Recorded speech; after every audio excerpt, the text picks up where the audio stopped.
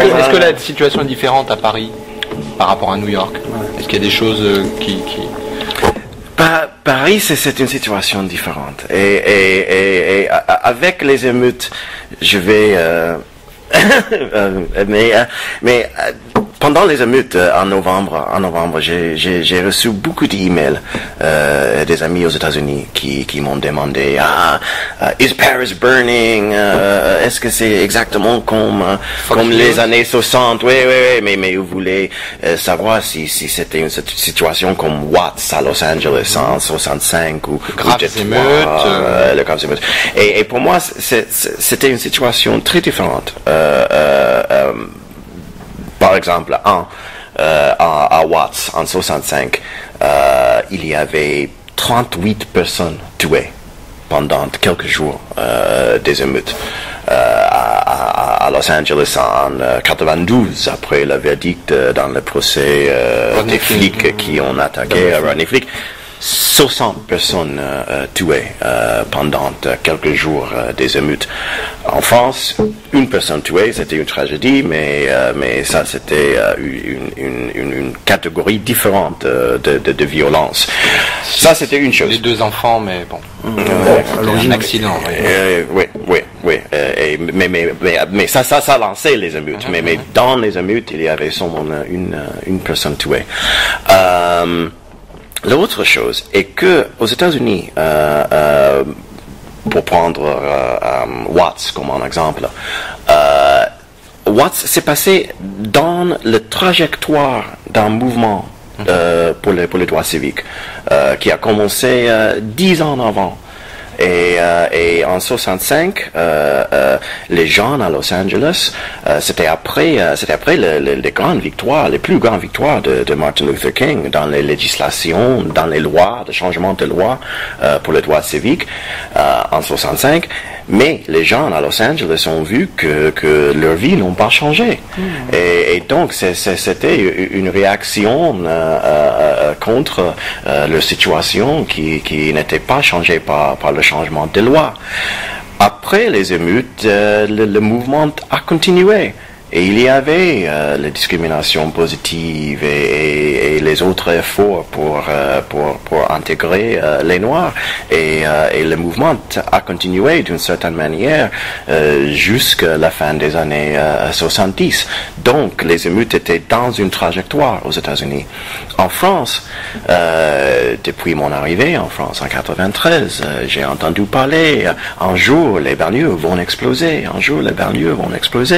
mais je n'ai pas vu un mouvement pour l'intégration des jeunes dans les banlieues. Donc, quand les émeutes, quand l'explosion s'est passée, c'était choquant, mais c'était le début de quelque chose. C'était pas pour moi dans la trajectoire d'un mouvement, c'est le début de quelque chose. Et maintenant, les Français doivent adresser les problèmes des banlieues, les problèmes d'intégration de la société. Ça nous amène à la politique, puisque... Je voulais poser une question d'abord culturelle avant de revenir sur la politique. Quand, par exemple, aux États-Unis, on dit ils ont réussi socialement, donc quand ils rentrent chez eux, ils sont entre noirs, ils écoutent. Et on a le sentiment, en lisant vos livres, qu'Emma, par exemple, qui écoute Schubert, qui écoute de la musique classique, elle est coupable, quoi. Elle est coupable de quelque chose. Oui. C'est-à-dire que culturellement, il faut rester... je me dirais, est-ce qu'il n'y a pas une dictature? Est-ce qu'on formate pas les gens et leur liberté, elle est où, quelque part? Oui, mais je crois que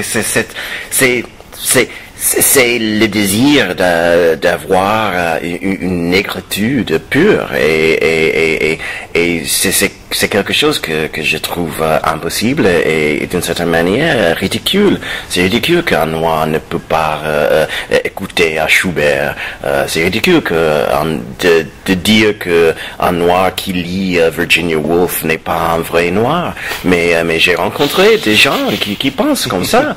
Et pour moi, c'est pas la réalité.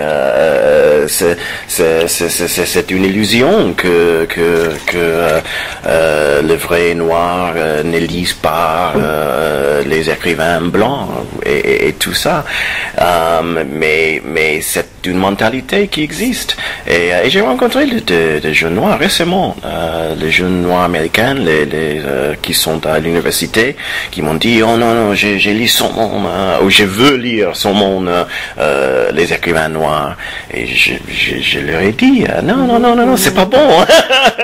parce que tu peux apprendre beaucoup par Shakespeare, tu peux comprendre beaucoup par l'écrivain chinois, oui, néo-zélandais. Oui, et Toni Morrison, peut-être la plus grande écrivain noire de nos jours, elle était influencé beaucoup par William Faulkner, beaucoup par Virginia Woolf.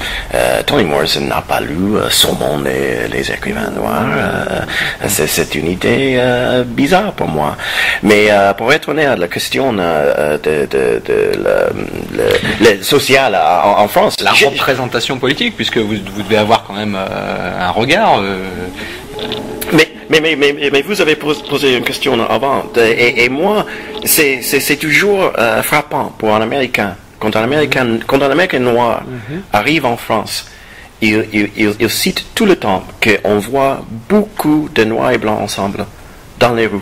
Couple mixte. Couple mixte, et pas seulement couple, mais des groupes des amis. Les Asiatiques avec les Européens, avec les Noirs, avec les Africains. Et c'est toujours frappant pour les Noirs américains, et particulièrement les couples, mais juste la mixité. Parce que je crois que les gens ont grandi comme ça. Enfin, depuis la plus petite école, tout le monde vit ensemble, plus ou moins bien. Hein. C'est pas toujours parfait, mais c'est vrai que. Et c'est là qu'on est en panne aujourd'hui. Et voilà. Oui, donc ça permet de rebondir. Aujourd'hui, on est en panne. C'est vrai qu'aujourd'hui, on a l'impression que c'est le modèle américain qui est en train d'arriver. Avec les communautés. Sous l'impulsion de certains, oui, qui visiblement en font leur idée forte. Ouais, comment analysez-vous cette situation politique, ce manque de représentation, cette classe politique qui semble assez fermée sur elle-même, En France. Oui, je crois que ça va changer, et les Américains parlent souvent de la représentation à la télé. Les Américains sont obsédés par la télé, mais je crois que ça commence, et on voit les journalistes noirs à la télé de plus en plus, et je crois que ça va évoluer, et j'espère qu'il y aura beaucoup plus de représentants dans l'Assemblée nationale et dans les assemblées régionales, mais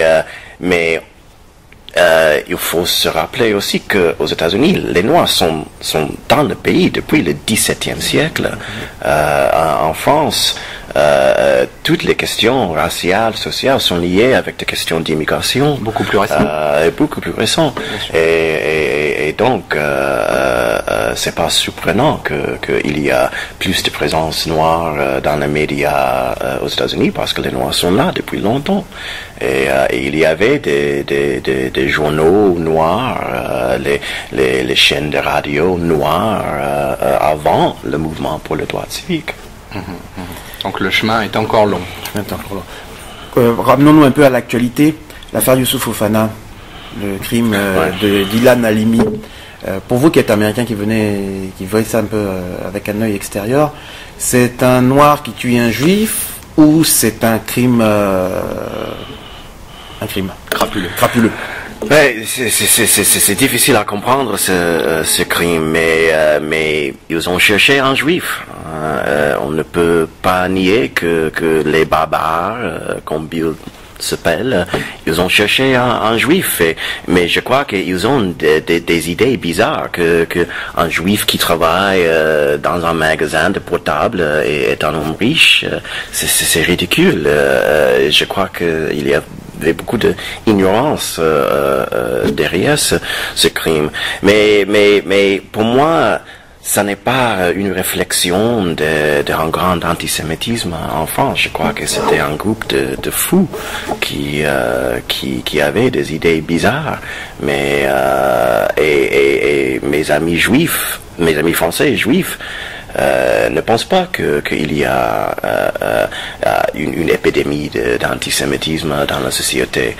Mais je crois qu'il y a toujours des gens fous, des gens bizarres, des gens violents qui ont leur raison pour leurs crimes. Et je crois qu'on voit là un groupe de fous. C'est ce que montre votre livre aussi, c'est qu'on n'a rien à gagner dans cette compétition de martyrs. C'est une impasse. Ouais. Puisqu'on parle aussi beaucoup de ça en ce moment, de mémoire. Et la mère de Seth, elle ne peut comprendre pas pourquoi Seth voulait être avec une noire, parce que après l'Holocauste et la Deuxième Guerre mondiale, pour eux, la pureté des gens juifs est la chose la plus importante. Mais elle est piégée dans son hypocrisie aussi, quand on voit à la fin du livre. Une scène extraordinaire, il faut absolument lire ce livre. Un humour majeur. Chaque fin de chapitre est très, très intéressant. Donc, par rapport aux États-Unis, pour faire un peu le lien, on a le sentiment, en lisant votre livre avec le regard extérieur, qu'il y a une impasse. Et vous terminez fort bien en parlant de Miles, qui a le regard de sa belle-mère en disant, qui comprend pas et que sa belle-mère dit tu es l'avenir. J'aimerais bien savoir ce que vous entendez par tu es l'avenir. Alors Miles, il faut le resituer un petit peu, hein, parce que c'est un garçon qui a subi un traitement. Ces fameux centres de rééducation. Donc ça évoque tout de suite les images, on a tous vu ces gens enchaînés avec des chaînes aux pieds qui marchent comme ça. C'est en Alabama, je crois, ces fameux centres de rééducation. Donc ça, comment vous est venue cette idée alors là où on peut effectivement vous dire, enfin, c'est la théorie de la conspiration. C'est impossible. Et moi, il y a plusieurs questions ici, mais sur la question, mais sur la question de l'avenir, oui. Alma, en ce moment, elle parle de l'ultimétissage, et je crois que le métissage est quelque chose de bon pour toutes les sociétés, et je crois que c'est une manière de découvrir la similarité entre les gens, mais il y a beaucoup de méfiance vis-à-vis du métissage. Donc je crois que quand j'ai écrit le livre, je voulais dire que tout le monde sait ce qu'est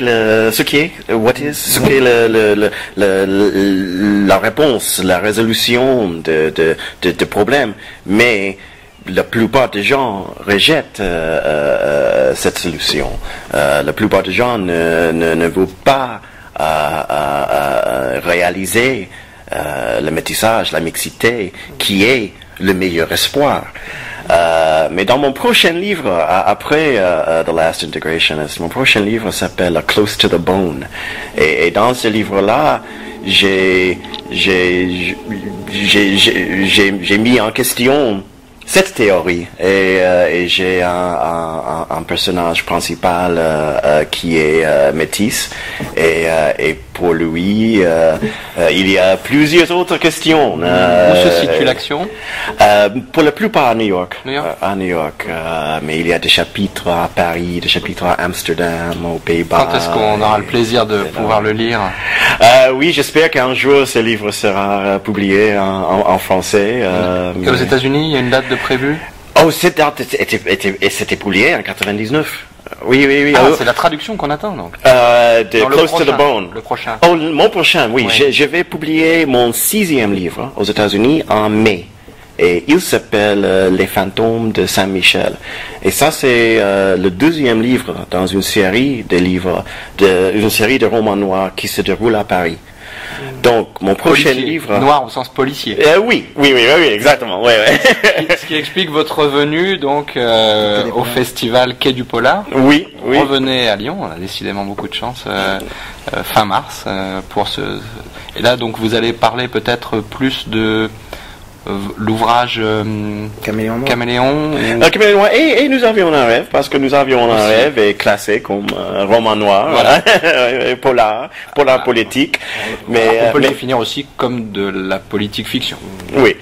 Mais mon prochain livre en France, il s'appelle Rendez-vous 18e. Et ce livre-là se déroule dans le 18e arrondissement de Paris. Et c'est déjà traduit. J'espère qu'il sera publié en septembre ou octobre. On verra. C'est la décision de mon chef. Excellente traduction. Faut souligner aussi.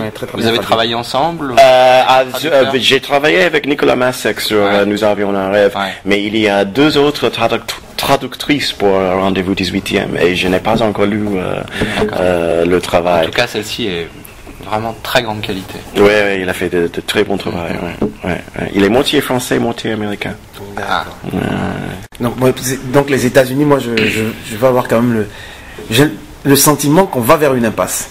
Ouais. Le 11 septembre est passé, c'est vrai que ça a permis de fédérer, mais on revient à la réalité très rapidement avec Katharina, des réfugiés au sein des États-Unis.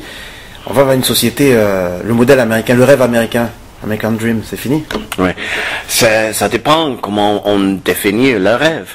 Et je crois que pour les Noirs, avec de bonnes éducations, des grandes maisons, des enfants, des voitures, ils pensent que la société est juste. Et on voit que la pauvreté continue. Ils sont conscients des vestiges du système de caste qui était l'esclavage. Mais je crois que j'ai l'impression que parmi toute la population, il y a une idée que les choses sont comme ça. Comme ça, fatalisme. Oui, une espèce de fatalisme. Ouais. Est-ce que vous faites confiance à l'homme au fond des... J'espère. Je crois que peut-être la chose pourrait changer la société serait une crise économique qui touche les vies de tout le monde. Et je pense que les États-Unis, c'est un pays qui est très conservateur dans l'âme. Dans l'âme, il est un pays conservateur. Mais il y avait une époque entre l'élection de Franklin D. Roosevelt en 1932 et l'élection de Ronald Reagan en 1980, presque 50 ans, où la politique était plus progressiste que conservatrice. Et je crois que ce changement était lancé par la Grande Dépression, la crise économique de 29, et quand presque tout le monde était frappé par cette crise, il y avait une mentalité que la société doit changer. Et je crois que il y aura quelque chose comme ça. Pour changer les attitudes qui existent aujourd'hui. En profondeur, les consciences. Oui. Mais le jeune noir qui s'engage dans les GIs pour la guerre en Irak, il défend la bannière étoilée, le drapeau américain, il défend qui là? Qui sont en Irak. J'ai beaucoup de cousins dans le sud des États-Unis qui sont dans la militaire, et ils sont dans la militaire parce que c'était un bon boulot. Okay. C'était pas pour le patriotisme, c'était parce que ils n'avaient pas l'opportunité d'aller à l'université. Et ils ont considéré la militaire comme un bon choix pour une carrière. Ils peuvent gagner l'argent, ils peuvent avancer et obtenir une bonne place, mais ils n'étaient pas la liberté motivés par le patriotisme, non, pas du tout. Et le retour en Afrique, c'est une idée qui existe encore dans certains milieux? Pas vraiment, non, pas vraiment. Je crois qu'il y a toujours en conscience de l'histoire, une envie de savoir plus sur l'Afrique, mais pour vivre là, non, je vois pas un mouvement comme ça aujourd'hui, non.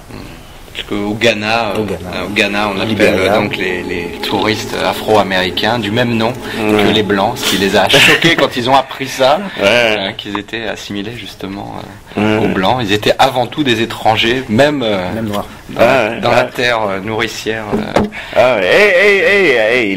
Il y a une espèce de sentimentalité vis-à-vis l'Afrique de la part des Noirs, parce que nos ancêtres étaient pris et souvent je rencontre les Noirs qui parlent de l'Afrique, et j'ai dit l'Afrique est énorme. Il y a beaucoup de pays, beaucoup de tribus, beaucoup de racines. C'est pas juste une question de l'Afrique. On parle de Et Marcus Garvey, alors c'était un escroc ou pas? Chester Himes nous le présente comme escroc. Garvey, je ne sais pas. Je crois qu'il y avait un côté sincère et un côté d'escroc, comme avec beaucoup de politiciens. Rien n'est tout à fait ni noir ni blanc. Moi, je sais pas, t'as des questions? Non. Mais merci pour cet entretien qui nous a vraiment beaucoup appris sur les États-Unis, sur l'avenir même de l'homme. Parce qu'on prend toujours l'image de se dire, on trouve toujours des différences. Vous avez dit, on trouve toujours des boucs émissaires. Mais quand on relativise, dans 100 ans, dans 100 000 ans, quand on ira sur Mars, quand on ira sur la planète Mars, les terriens seront des terriens, et on verra la différence avec le martien. Comme même en France, on voit au XVIIIe siècle, on voyait la différence entre le basque et le savoyard pouvaient pas se voir, pourtant ils étaient tous blancs. L'enfer, c'est les autres. L'enfer, c'est c'est la condition humaine. Je crois que ça a vraiment été un entretien très très intéressant. Merci beaucoup. Merci beaucoup. J'ai fait beaucoup de transgressions, on dit. Non, mais passionnant, et j'espère qu'on aura l'occasion de se revoir. Et le film? Ah oui, alors évidemment, c'est le film de Nous avions un rêve. Ah oui. En fait, en 96, j'ai reçu un coup de fil par une jeune femme à Hollywood, et elle m'a dit je travaille dans le bureau de Oliver Stone. Tout le monde ici ont lu The Last Integrationist, et on pense que c'est génial, c'est parfait pour Oliver, mais malheureusement c'est trop controversé pour nous. Et j'étais complètement choqué. C'était juste après Tout est ramené et JFK. Le film le plus controversé dans l'histoire des États-Unis. Donc il reste des tabous très solides. Ça reste, oui. Les questions raciales sont le tabou ultime. Évidemment, c'est ce qu'on retient un peu. Le personnage de Trudy à Hollywood. Ce qu'on peut retenir un peu de l'entretien. Ok. Merci. Ok, merci beaucoup.